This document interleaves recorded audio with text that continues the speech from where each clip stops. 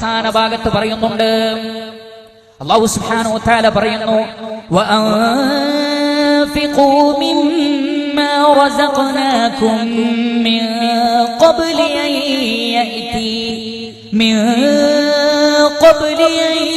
യഅതിയ അഹദകുമുൽ mouth ഫയഖൂല റബ്ബി ലൗലാ അഖർതനി ഇലാ അജലിൻ قريب فأصدق وأكن من الصالحين ولن يؤخر الله نفسا إذا جاء أجلها والله خبير بما تعملون. അല്ലാഹു പറയുകയാണ്, മനുഷ്യരെ, മരണം വരുന്നതിന് മുമ്പ് ദൈവിക മാർഗത്തിൽ ചെലവഴിക്കുക. നിങ്ങളുടെ സമയവും നിങ്ങളുടെ സമ്പത്തും നിങ്ങളുടെ ആരോഗ്യവുമെല്ലാം മരണം വരുന്നതിന് മുമ്പ് നിങ്ങൾ നന്മയുടെ മാർഗത്തിൽ ഉപയോഗപ്പെടുത്തുക. കാരണം മരണം നിങ്ങളുടെ കൺമുന്നിൽ വന്നാൽ, മരണത്തിന്റെ ദൂതൻ നിങ്ങളെ പിടിക്കാൻ വേണ്ടി വന്നാൽ, നിങ്ങൾ അപ്പോൾ പറയും, എന്താ പറയാ? റബ്ബി ലൗലാ അഖർതനി ഇലാ അജലിൻ ഖരീബ്, നാഥാ, കുറച്ച് സമയം കൂടി എനിക്ക് തരുമോ? കുറച്ച് സമയം കൂടി, നിമിഷങ്ങൾ, മണിക്കൂറുകൾ, അല്ലെങ്കിൽ ഒരു ദിവസം, അല്ലെങ്കിൽ അതിന്റെ പകുതി, ഇതിനേക്കാൾ കുറഞ്ഞ സമയം എനിക്കൊന്ന് തരുമോ ജീവിക്കാൻ? ഞാൻ നല്ലവനായി കൊള്ളാം, ഞാൻ മദ്യപാനം ഒഴിവാക്കാം, ഞാൻ വ്യഭിചാരം ഒഴിവാക്കാം, ഞാൻ എന്റെ ഉമ്മയോടും ഉപ്പയോടും മാന്യമായി പെരുമാറാം, ഞാൻ എന്റെ ഭാര്യയോട്, ഞാൻ എന്റെ ഭർത്താവിനോട്, ഞാൻ എന്റെ മക്കളോട് നന്നായി പെരുമാറാം. ഇന്നലെയും ഞാൻ എന്റെ മകനെ അടിച്ചിട്ടുണ്ട്, ഇന്നലെയും ഞാൻ എന്റെ ഭാര്യയെ ചീത്ത പറഞ്ഞിട്ടുണ്ട്, ഇന്നലെയും ഞാൻ എന്റെ അമ്മയെ തെറി പറഞ്ഞിട്ടുണ്ട്. പക്ഷേ ഇപ്പോൾ ഇതാ മരണം എന്നെ വന്ന് പിടികൂടുകയാണ്. ഇനി എനിക്ക് അവസരമില്ലല്ലോ എന്റെ മക്കളോടൊന്ന് നന്നായി പെരുമാറാൻ, എന്റെ ഭാര്യയോടൊരു നല്ല വാക്ക് പറയാൻ, എന്റെ മാതാപിതാക്കൾക്ക് കാരുണ്യത്തിന്റെ ചിറകുകളൊന്ന് വിരിച്ചു കൊടുക്കാൻ, എന്റെ അയൽവാസിയോടൊന്ന് പുഞ്ചിരിക്കാൻ, എന്റെ നാട്ടുകാർക്ക് വേണ്ടി ഒരു നന്മ ചെയ്തു കൊടുക്കാൻ ഇനി എനിക്ക് അവസരമില്ലാതെ പോവുകയാണല്ലോ. ഇന്നലകളിൽ ലഭിച്ച അവസരങ്ങളൊക്കെ ഞാൻ കളഞ്ഞു കുളിച്ചു.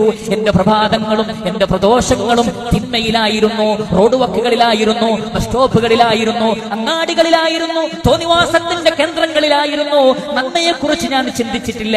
നാഥനെ ആരാധിക്കാൻ വേണ്ടി പടുത്തുയർത്തിയ ഭവനത്തിൽ നിന്ന് നമസ്കാരത്തിലേക്ക്, വിജയത്തിലേക്ക് വരൂ എന്ന് വിളിച്ചു പറയപ്പെട്ടപ്പോഴും ഞാൻ തിന്മയിൽ ആറാടുകയായിരുന്നു. അതുകൊണ്ട് നാഥാ, എന്നെ നീ ഇപ്പോൾ മരിപ്പിക്കല്ലേ, എനിക്ക് അല്പം കൂടി സമയം തരണേ. റബ്ബി ലൗലാ അഖർതനി ഇലാ അജലിൻ ഖരീബ് ഫഅസ്ദഖ വഅകുൻ മിനസ് സാലിഹീൻ. ഞാൻ സ്വാലിഹീകളിൽ, നല്ല മനുഷ്യന്മാരിൽ പെട്ടോളാം.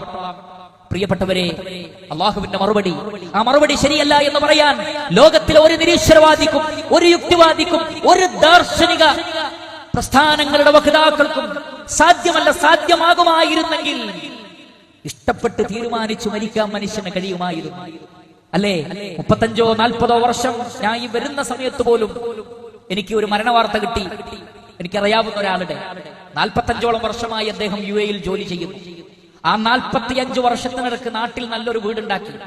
അങ്ങനെ UAE താമസമൊക്കെ നിർത്തി ഇനി ഞാൻ ഉണ്ടാക്കിയ വീട്ടിൽ താമസിക്കാൻ വേണ്ടി യാത്ര പുറപ്പെട്ട വ്യക്തി എയർപോർട്ടിൽ വെച്ച് മറ്റൊരു ലോകത്തേക്ക് യാത്രയായി. തന്റെ നാട്ടിലേക്ക് പോകാൻ വിമാനത്തിൽ കയറാൻ പറ്റിയില്ല. എയർപോർട്ടിൽ വെച്ചൊരു അറ്റാക്ക്, അവിടെ വെച്ച് മരിച്ചു. നാഥന്റെ അടുക്കലേക്ക് യാത്രയായി. അള്ളാഹു പറഞ്ഞു, നീ ഉണ്ടാക്കിയ വീട്ടിൽ അവിടേക്കല്ല പോകേണ്ടത്, 6 അടി മണ്ണിലേക്കാണ് പോകേണ്ടത്. ഇങ്ങനെ എത്രയെത്ര ആളുകൾ ഈ ലോകത്ത് നിന്ന് യാത്ര പറയുന്നു. പ്രിയപ്പെട്ടവരെ, ഉദ്ദേശിച്ച സ്ഥലത്തേക്കല്ലല്ലോ പോകുന്നത്. സാധനങ്ങൾ വാങ്ങാൻ അങ്ങാടിയിലേക്ക് ഇറങ്ങിയ മനുഷ്യന്റെ ചേതനയറ്റ ശരീരമല്ലേ വീട്ടിലേക്ക് തിരിച്ചു വരുന്നത്. മുട്ടായിയും ചോക്ലേറ്റും അതുപോലെയുള്ള വസ്തുക്കളും പലഹാരങ്ങളുമായി എന്റെ പിതാവ് വരും, എന്റെ ഉമ്മ വരും, എന്റെ ഉപ്പ വരും എന്ന് വിചാരിച്ച് കാത്തു നിൽക്കുന്ന മക്കൾക്ക് കാണാൻ കഴിയുന്നത് ആംബുലൻസിന്റെ ശബ്ദമല്ലേ? അതിന്റെ ശബ്ദമല്ലേ അവർ കേൾക്കുന്നത്? അതല്ലേ അവർ കാണുന്നത്? അങ്ങനെയുള്ള വേദനയേറിയ എത്രയെത്ര കാഴ്ചകൾ. പ്രിയപ്പെട്ടവരെ, മരണത്തിന് ചെറുപ്പക്കാരനെന്നോ ചെറുപ്പക്കാരിയെന്നോ പണക്കാരനെന്നോ എന്നുള്ള വ്യത്യാസങ്ങളൊന്നുമില്ല. ആരെയും ഏത് സമയത്തും പിടികൂടുന്ന മരണം.